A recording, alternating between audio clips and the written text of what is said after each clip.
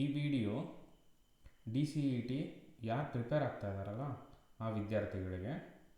So ಈ ವಿಡಿಯೋದಲ್ಲಿ ನಾನು ಏನು ಎಕ್ಸ್ಪ್ಲೈನ್ ಮಾಡ್ತಾಯಿದ್ದೀನಿ ಅಂದರೆ, ಒಂದು ಸ್ಮಾಲ್ ಟಾಪಿಕ್ ತಗೊಂಡು ಸೊ ಹೇಗೆ ನಾವು ಕಡಿಮೆ ಟೈಮಲ್ಲಿ DCETಗೆ ಪ್ರಿಪೇರ್ ಆಗಬಹುದು ಅಂತ.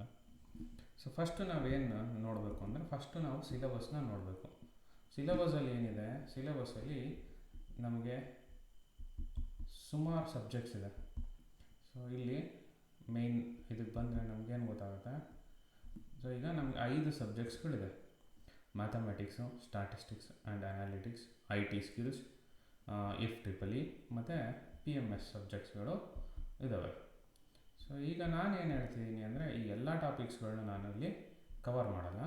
ಸೊ ನಾನೇನು ಮಾಡ್ತೀನಿ, IT ಸ್ಕಿಲ್ಸಲ್ಲಿ ಸೊ ಒಂದು ಸ್ಮಾಲ್ ಟಾಪಿಕ್ ತಗೊಂಡು, so design and development of web pages, ಇದರಲ್ಲಿ ನಾನು ಬೇಸಿಕ್ ವೆಬ್ ಟೆಕ್ನಾಲಜಿ ಈ 2.1 ಈ ಸೆಕ್ಷನ್ನ ಮಾತ್ರ ತಗೊಂಡು ಸೊ ನಾನು ಈ ಸೆಷನಲ್ಲಿ ಎಕ್ಸ್ಪ್ಲೈನ್ ಮಾಡ್ತೀನಿ ಹೇಗೆ ನೀವು ಆ ಸೆಷನ್ನ ಅಂದರೆ ಈ ಟಾಪಿಕ್ನ ಪ್ರಿಪೇರ್ ಆಗಬೇಕು ಅಂತ. ಸರಿನಾ? ಸೊ ಪ್ರತಿಯೊಂದಕ್ಕೂ 20 ಮಾರ್ಕ್ಸ್ ಇರುತ್ತೆ ಈಚ್ ಸಬ್ಜೆಕ್ಟ್. ಸೊ ಒಂದೊಂದು ಸೆಕ್ಷನ್ಸ್ ಟಾಪಿಕ್ಸ್ಗೂ 4 ಮಾರ್ಕ್ಸ್ ಅವರು ಸ್ಪ್ಲಿಟ್ ಮಾಡಿದ್ದಾರೆ.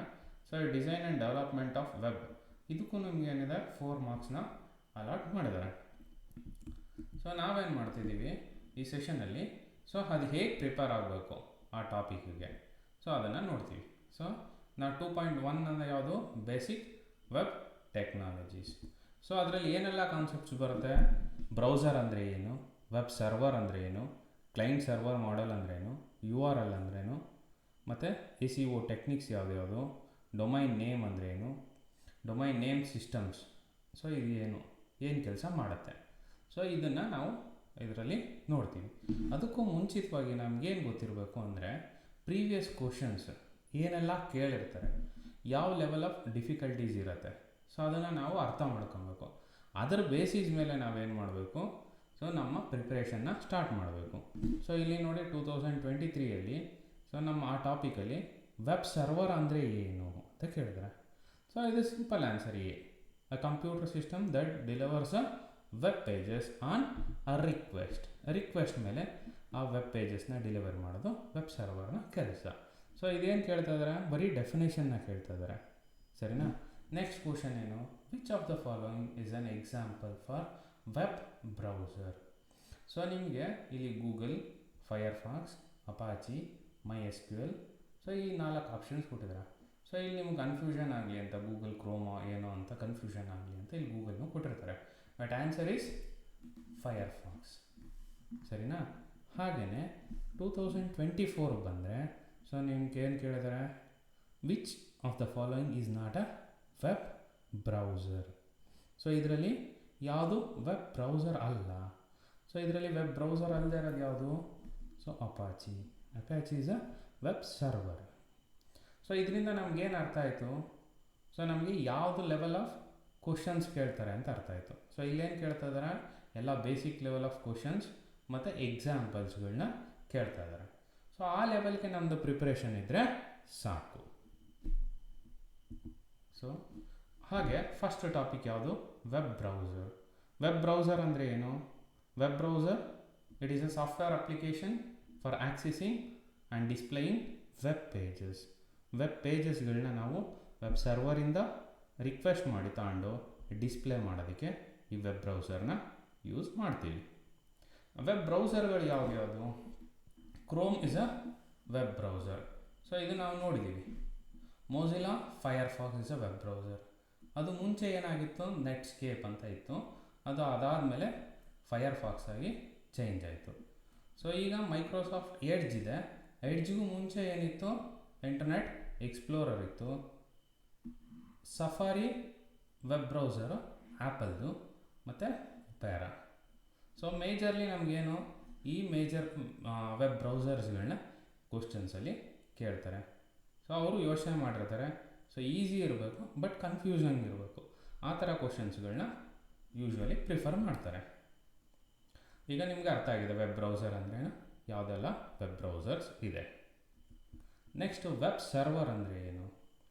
ವೆಬ್ ಸರ್ವರ್ ಅಂದರೆ ಏನು ಅಂದರೆ, it is A computer that stores and delivers the web content upon a user request. ಅದರಲ್ಲಿ ಅದು ಒಂದು ಕಂಪ್ಯೂಟ್ರೇ, ಅದರಲ್ಲಿ ವೆಬ್ ಪೇಜಸ್ಗಳನ್ನ ಸ್ಟೋರ್ ಮಾಡಿರ್ತಾರೆ. ಯೂಸರ್ ಯಾವಾಗ ರಿಕ್ವೆಸ್ಟ್ ಕಳಿಸ್ತಾನೋ ಆ ರಿಕ್ವೆಸ್ಟ್ ಕಳಿಸಿದಾಗ ಯಾವ ರಿಕ್ವೆಸ್ಟೆಡ್ ವೆಬ್ ಪೇಜ್ ಇರುತ್ತಲ್ಲ ಅದು ಬ್ರೌಸರ್ಗೆ ಬಂದು ಡಿಸ್ಪ್ಲೇ ಆಗುತ್ತೆ. ಸೊ ಅದರಲ್ಲಿ common web browsers web servers ಯಾವ್ದು Apache, engine X, Microsoft, ISS, light speed. So ಇವೆಲ್ಲ ಕಾಮನ್ ವೆಬ್ ಸರ್ವರ್ಸ್ಗಳು ಯೂಸ್ ಮಾಡ್ತೀವಿ ನಾವು. ಸೊ ಈಗ ನಮಗೆ ಸರ್ವರ್ ಅಂದರೆ ಏನು ಅಂತ ಗೊತ್ತಾಗಿದೆ. ಅದರಲ್ಲಿ types Apache, engine X, next Microsoft IIS, then light speed. So ಈ ವೆಬ್ ಬ್ರೌಸರ್ಗಳನ್ನ ನಾವು ಕಾಮನ್ ಆಗಿ ಯೂಸ್ ಮಾಡ್ತೀವಿ. Then comes a client server model. Client server model ಅಂದರೆ ಏನು? ಈಗ ನಾವು ವೆಬ್ ಬ್ರೌಸರ್ ನೋಡಿದ್ದೀವಿ, ವೆಬ್ ಸರ್ವರ್ ನೋಡಿದ್ದೀವಿ. ವೆಬ್ ಬ್ರೌಸರ್ ಏನು ಮಾಡುತ್ತೆ? ರಿಕ್ವೆಸ್ಟ್ನ ಕಳಿಸುತ್ತೆ. ಸರ್ವರ್ ಏನು ಮಾಡುತ್ತೆ? ಆ ರಿಕ್ವೆಸ್ಟ್ನ ಪ್ರೋಸೆಸ್ ಮಾಡಿ ಏನು ರಿಕ್ವೆಸ್ಟ್ ಕಳಿಸಿರುತ್ತಲ್ಲ ಆ ವೆಬ್ ಪೇಜ್ನ ಏನು ಮಾಡುತ್ತೆ? ಬ್ರೌಸರ್ಗೆ ಕಳಿಸುತ್ತೆ. ಸೊ ಇದನ್ನು ನಾವೇನಂತ ಕರಿತೀವಿ? ಕ್ಲೈಂಟ್ ಸರ್ವರ್ ಮಾಡೆಲ್ ಅಂತ ಕರಿತೀವಿ. Client server model defines how web browser interacts with the web server. Web browser ಜೊತೆಗೆ ಹೇಗೆ ಇಂಟ್ರಾಕ್ಟ್ ಮಾಡುತ್ತೆ ಅನ್ನೋದನ್ನು ಕ್ಲೈಂಟ್ ಸರ್ವರ್ ಮಾಡೆಲ್ ಹೇಳುತ್ತೆ. Client sends a request. ಏನು ಮಾಡುತ್ತೆ? ರಿಕ್ವೆಸ್ಟ್ನ ಕಳಿಸುತ್ತೆ. The server process the request and sends the response back.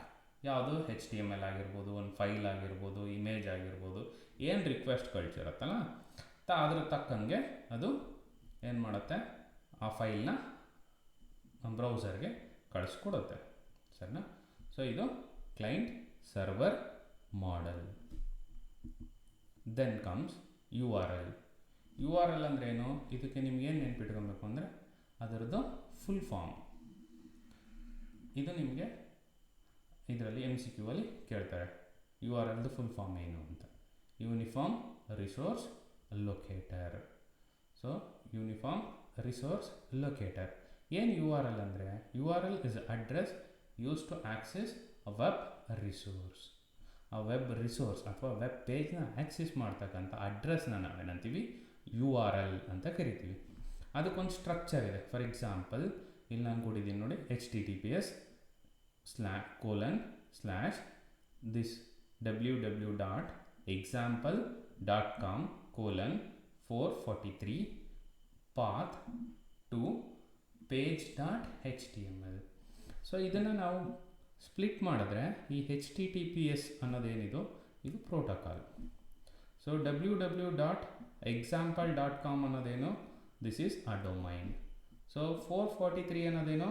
This is a port number. Path to page.html ಅನ್ನೋದೇನು? ಅದರದ್ದು ಪಾತ್. ಸರ್ವರಲ್ಲಿ ಆ ಪೇಜ್ ಎಲ್ಲಿದೆ ಅನ್ನೋದ್ರದ್ದು ಪಾತ್. ಸೊ ಇದನ್ನು ನಾವು ಟೋಟಲ್ ಆಗಿ URL ಅಂತ ಕರಿತೀವಿ. ಯೂನಿಫಾರ್ಮ್ ರಿಸೋರ್ಸ್ ಲೊಕೇಟರ್ ಅಂತ ಕರಿತೀವಿ. ಸೊ ಈಗ ನಿಮಗೆ URL ಅಂದರೆ ಏನು ಅಂತ ಅರ್ಥ ಆಗಿದೆ. Then comes SEO techniques. SEO techniques ಅಂದ್ರೇನು? Search engine optimisation. ಸೊ ಈ SEO ಏನು ಮಾಡುತ್ತೆ ಇದು? ಸೊ ಇದು ವೆಬ್ಸೈಟ್ಸ್ದು ವಿಸಿಬಿಲಿಟಿನ ಸರ್ಚ್ ಇಂಜಿನಲ್ಲಿ ಇಂಪ್ರೂವ್ ಮಾಡುತ್ತೆ. ಅದರ ಅರ್ಥ ಏನು ಅಂದರೆ, ಈಗ ನೀವು ಸರ್ಚ್ ಮಾಡಿದಾಗ ನಿಮ್ಮ ವೆಬ್ ಪೇಜು ರ್ಯಾಂಕಿಂಗು ಮೇಲೆ ಬರೋ ಥರಕ್ಕೆ ಯೂಸ್ ಮಾಡೋದನ್ನು ನಾವು ಸರ್ಚ್ ಇಂಜಿನ್ ಆಪ್ಟಿಮೈಸೇಷನ್ ಅಂದರೆ, ನೀವು ಸರ್ಚ್ ಮಾಡಿದ ತಕ್ಷಣವೇ ನಿಮಗೆ ಅದು ನಿಮ್ಮ ವೆಬ್ಸೈಟು ಫಸ್ಟೇ ಕಾಣಿಸ್ಬೇಕು. ಸೊ ಆ ಥರ ಅದನ್ನು ಇಂಪ್ರೂವೈಸ್ ಮಾಡೋದನ್ನು ನಾವು SEO ಟೆಕ್ನಿಕ್ ಅಂತ ಕರಿತೀವಿ. ಸೊ ನಿಮಗೆ ಮೇಲೆ ಬಂದರೆ ನಿಮ್ಗೆ ಆಕ್ಸೆಸ್ ಈಸಿ ಇರುತ್ತೆ. ತುಂಬ ಜನ ಆ ವೆಬ್ಸೈಟ್ನ ವಿಸಿಟ್ ಮಾಡ್ತಾರೆ. ಸೊ ಈ SEO ಟೆಕ್ನಿಕ್ಸಲ್ಲಿ 3 ಬರುತ್ತೆ. ಸೊ ಒಂದು ಯಾವುದು? On page SEO, technical SEO, of page SEO. On page SEO ಅಂದರೆ ಏನು ಅಂದರೆ, ನೀವು ಟೈಟಲ್ ಟ್ಯಾಗಲ್ಲಿ, ಮೆಟಾ ಟ್ಯಾಗಲ್ಲಿ, H1 ಟ್ಯಾಗಲ್ಲಿ ಆ ಕೀವರ್ಡ್ಸ್ಗಳು ಏನು ಸರ್ಚ್ ಮಾಡ್ತಾರಲ್ಲ ಅದನ್ನು ಇಲ್ಲಿ ಮೆನ್ಷನ್ ಮಾಡಬೇಕು. ಸೊ ಅದು ಆನ್ ಪೇಜ್ SEO ಅಂತ ಕರಿತೀವಿ. ಸರಿನಾ? ಸೊ ಇದ್ರ ಒಳಗಡೆ ನಾವು ಎಲ್ಲ ಡೀಟೇಲ್ಸ್ಗಳು ನೀವೇನೇ ಸರ್ಚ್ ಮಾಡಿದ್ರು ಇಲ್ಲಿ ಸಿಗಬೇಕು ಬೇಗನೆ. ಆ ಥರ ಇಲ್ಲಿ ಆ ಡೇಟಾನ ನಾವು ಹಾಕಿರ್ತೀವಿ. ಸೊ ಕಂಪ್ಲೀಟ್ ಡಿಸ್ಕ್ರಿಪ್ಷನ್ನು ಅದನ್ನೆಲ್ಲ ಮೆಟಾಡೇಟಾದಲ್ಲಿ ಹಾಕಿರ್ತೀವಿ. ಸೊ ಅದನ್ನು ಆನ್ ಪೇಜ್ SEO ಅಂತ ಕರಿತೀವಿ.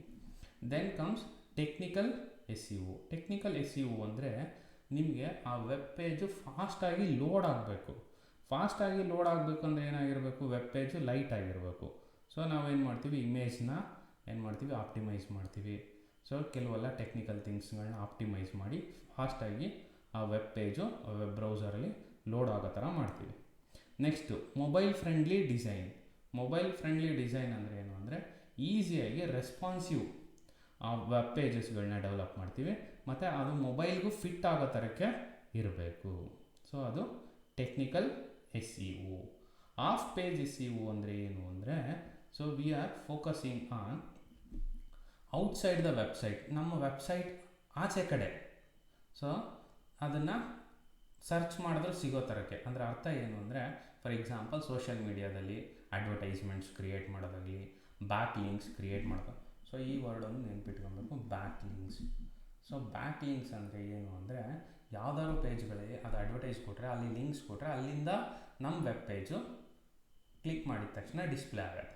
ಸೊ ಅದನ್ನ back links, giving a link to another page from where we can get the our web pages. ಅದನ್ನು ನಾವು ಬ್ಯಾಕ್ ಲಿಂಕ್ಸ್ ಅಂತ ಕರಿತೀವಿ. ಸೊ ಈ ಥರನ ನಾವು ನಮ್ಮದು ಸರ್ಚ್ ಇಂಜಿನಲ್ಲಿ ವಿಸಿಬಿಲಿಟಿ ಇನ್ಕ್ರೀಸ್ ಮಾಡಬಹುದು. ಸೊ ಈ 3 ಟೆಕ್ನಿಕ್ಸ್ಗಳನ್ನ ನೀವು ನೆನ್ಪಿಟ್ಕೊಂಡ್ರೆ ಆಯಿತು.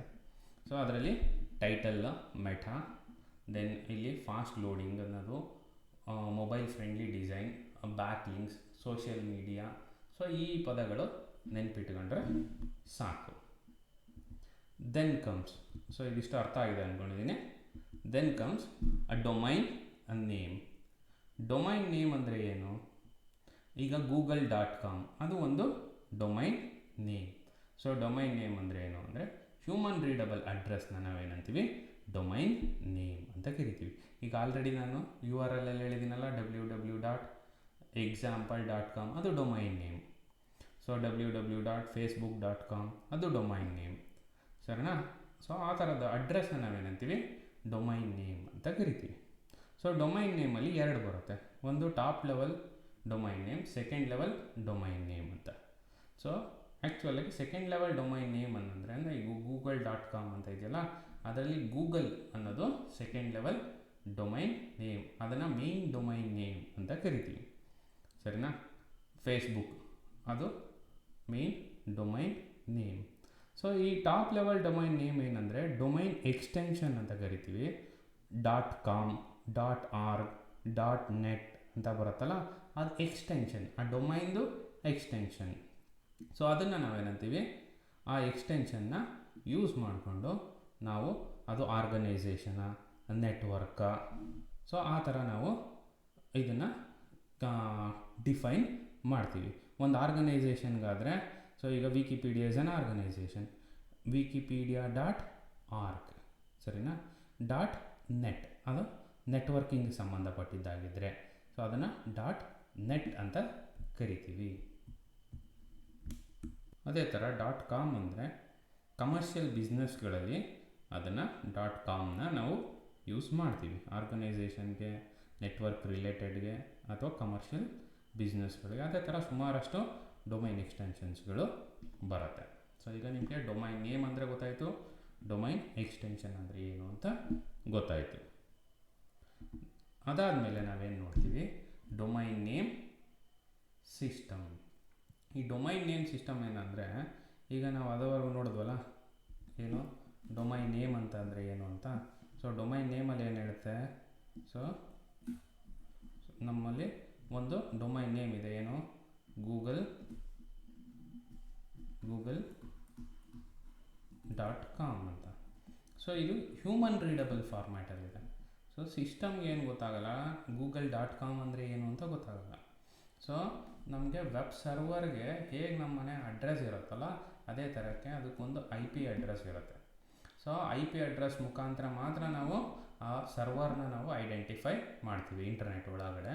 ಸೊ ಹಾಗಾಗಿ ಈ DNSದು ಏನು ಕೆಲಸ ಅಂದರೆ, ಈ google.com ಅನ್ನೋದನ್ನು IP ಅಡ್ರೆಸ್ ಆಗಿ ಕನ್ವರ್ಟ್ ಮಾಡುತ್ತೆ. ಸೊ IP ಅಡ್ರೆಸ್ನ ಇಲ್ಲಿ ಐಡೆಂಟಿಫೈ ಮಾಡುತ್ತೆ. ಆ ರಿಕ್ವೆಸ್ಟ್ ಜೊತೆಗೆ ಸೊ ಏನು ರಿಕ್ವೆಸ್ಟ್ ಇರುತ್ತಲ್ಲ ಆ ವೆಬ್ ಸರ್ವರ್ ಅದನ್ನು ಪ್ರೋಸೆಸ್ ಮಾಡಿ ಅದೇನು ಮಾಡುತ್ತೆ, ರೆಸ್ಪಾನ್ಸ್ನ ಕಳಿಸುತ್ತೆ ವೆಬ್ ಬ್ರೌಸರ್ಗೆ. ಸೊ ಈಗ ಡೊಮೈನ್ ನೇಮ್ ಸಿಸ್ಟಮ್ ಅಂದರೆ ಡೊಮೈನ್ ನೇಮ್ ಸಿಸ್ಟಮ್ ಅಂದರೆ ಏನು ಅಂತ ಅರ್ಥ ಆಗಿದೆ. ಸೊ ಏನು ಮಾಡುತ್ತೆ, ಸೊ ನಮ್ಗೆ ಏನು ಡೊಮೈನ್ ನೇಮ್ ಬರುತ್ತಲ್ಲ ಆ ಡೊಮೈನ್ ನೇಮ್ನ ಏನು ಮಾಡುತ್ತೆ ಅದು ತಗೊಂಡು IP ಅಡ್ರೆಸ್ಸಾಗಿ ಕನ್ವರ್ಟ್ ಮಾಡುತ್ತೆ. IP ಅಡ್ರೆಸ್ ಮುಖಾಂತರ ಏನು ವೆಬ್ ಸರ್ವರ್ ಇದೆ ಅದು ಐಡೆಂಟಿಫೈ ಮಾಡಿ ಆ ರಿಕ್ವೆಸ್ಟ್ನ ಕಳಿಸುತ್ತೆ.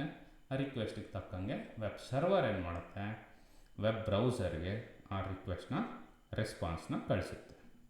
ಸೊ ಇದು ಡೊಮೈನ್ ನೇಮ್ ಸಿಸ್ಟಮ್. ಸೊ ಇಲ್ಲಿಗೆ ನಾವೇನೆಲ್ಲ ಟಾಪಿಕ್ಸ್ ಅಂದ್ಕೊಂಡಿದ್ವಿ ಅಷ್ಟು ಟಾಪಿಕ್ಸ್ಗಳು ಮುಗೀತು. ಸೊ ಈಗ ನಾವೇನು ನೋಡ್ತೀವಿ ಅಂದರೆ ಮಲ್ಟಿಪಲ್ ಚಾಯ್ಸ್ ಕ್ವಶನ್ಸ್. ಸೊ ಈಗ ಇದಕ್ಕೆ ತಕ್ಕಂಥ ಯಾವುದೆಲ್ಲ ಸಿಂಪಲ್ ಮಲ್ಟಿಪಲ್ ಚಾಯ್ಸ್ ಕ್ವಶನ್ಸ್ಗಳು ಕೇಳಬಹುದು ಅಂತ ಒಂದು ನಾವೇನು ಕಲ್ತಿದ್ದೀವಿ ಅನ್ನೋದು ಒಂದು ಸರಿ ಚೆಕ್ ಮಾಡ್ಕೊಂಡಂಗೆ ಆಗುತ್ತೆ. ಸೊ ಇಲ್ಲಿ ಫಸ್ಟ್ ಕ್ವಶನ್ ಏನು, what is a primary function of a web browser. Web ಬ್ರೌಸರ್ದು ಪ್ರೈಮರಿ ಫಂಕ್ಷನ್ ಏನು? So the primary function first option ಏನು, ಟು ಸ್ಟೋರ್ ವೆಬ್ಸೈಟ್ ಪರ್ಮನೆಂಟ್ಲಿ. ಬ್ರೌಸರಲ್ಲಿ ನಾವು ಇದ್ರದ್ದು ವೆಬ್ಸೈಟ್ದು ಡೇಟಾ ಪರ್ಮನೆಂಟಾಗಿ ಸ್ಟೋರ್ ಮಾಡ್ತೀವ? ಇಲ್ಲ. So to request, retrieve and display web pages. This is a right answer. ನಾವು ರಿಕ್ವೆಸ್ಟ್ ಕಳಿಸ್ತೀವಿ, ಸರ್ವರ್ ಏನು ಮಾಡುತ್ತೆ, ನಮಗೆ ರೆಸ್ಪಾನ್ಸ್ ಕೊಡುತ್ತೆ, ಆ ವೆಬ್ ಪೇಜ್ನ ಡಿಸ್ಪ್ಲೇ ಮಾಡ್ತೀವಿ. Act as a web server ಅಲ್ಲ. To block all ads automatically. So primary function ಅಲ್ಲ. So it is also add on to the web browser but it is not a primary function. So ಇದರದ್ದು answer B. B is a right answer. Next question number 2. Which of the following is a popular web software, web server software. Web server ನಾವು ಯಾವುದ್ಯಾವುದು ಅಂತ ನೋಡಿದ್ವಲ್ವಾ? ಯಾವುದ್ಯಾವುದೆಲ್ಲ ನೋಡಿದ್ವಿ? Apache, next Nginx, Microsoft IIS, next ಇನ್ನೊಂದು light ಅಂತ ಒಂದು ನೋಡಿದ್ವಿ, ಹೌದಲ್ಲ? ಸೊ ಇದರಲ್ಲಿ ಕ್ರೋಮ್ ಏನು, it is a browser. So Apache is a web server. Microsoft Word, it is application. Then Adobe Photoshop is a application. Here the correct answer is B. Apache is a web server software. Then client server model. So ಇದರಲ್ಲಿ client is responsible for, ಈ client server model ಅಲ್ಲಿ client ಯಾವುದಕ್ಕೆ responsible ಆಗಿರುತ್ತೆ? To store all website data ಅಲ್ವೇ ಅಲ್ಲ, ಹೌದಲ್ವಾ? Sending request and receiving response from web server, ಹೌದಲ್ಲ? Client ಅಂದರೆ ಏನು? Client is a browser. Browser ಕೆಲಸ ಏನು? Sending request and receiving a response, correct ಅಲ್ಲ? Processing all back end computations ಅಲ್ಲ. ಬ್ಲಾಕಿಂಗ್ ಅನ್ಆಥರೈಸ್ಡ್ ಯೂಸರ್ ಅದು ಅಲ್ಲ. So answer is B. Then what does URL stands for? ನಾನು ಹೇಳಿದ್ದಲ್ಲ. ಸೊ URL ಅಂದರೆ ಏನು? Uniform resource locator. So option A is correct.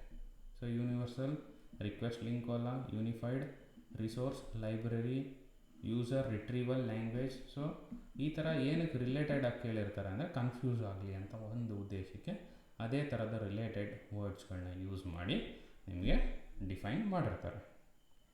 So ಇದು option A is correct. Then what is a primary goal? SEOದು primary goal ಏನು? ನಾವು discuss ಮಾಡಿದ ಹಾಗೆ SEOದು ಪ್ರೈಮರಿ ಗೋಲ್ ಏನು? To increase social media followers, ಹೌದಾ? ಅಲ್ಲ. To improve the website visibility ranking in a search engine. So this is a correct answer. ಅದೇ ನಮ್ಮದು primary goal. To design attractive website ಅಲ್ಲ. ಟು ಬ್ಲಾಕ್ ಕಾಂಪಿಟೇಟರ್ ವೆಬ್ಸೈಟ್ ಅಲ್ಲ. So answer is B. So what is the role of DNS? DNS ಅಂದರೆ ಏನು ಗೊತ್ತಿದೆ? Domain name system. ಏನು ಮಾಡುತ್ತದು? So it translate domain name to IP address. Website design ಅಲ್ಲ. So this is answer. Block malicious website ಅಲ್ವೇ ಅಲ್ಲ. Host email service ಅದು ಅಲ್ಲ. So answer is B. So ಈಗ ನಮಗೊಂದು ಐಡಿಯಾ ಬಂತು. ಸೊ ನಾವೇನು ಓದಿದ್ದೀವಿ ಆನ್ಸರ್ಸ್ಗಳನ್ನ ನಾವು ಇಲ್ಲಿ ಆ ಟಾಪಿಕ್ಸ್ಗಳದ್ದು ಬೇಸಿಕ್ ನಾಲೆಡ್ಜ್ ಇದ್ದರೆ ಸೊ ಆನ್ಸರ್ಸ್ಗಳನ್ನ ಮಾಡಬಹುದು. ಬಟ್ ಆದರೆ ನಾನು ಇಷ್ಟೂ ಹೇಗೆ ನೆನ್ಪಿಟ್ಕೊಬೇಕು? ಸೊ ಇದಿಷ್ಟು ಟಾಪಿಕ್ಸ್ಗಳನ್ನ ನಾನು ಹೇಗೆ ನೆನ್ಪಿಟ್ಕೊಬೇಕು?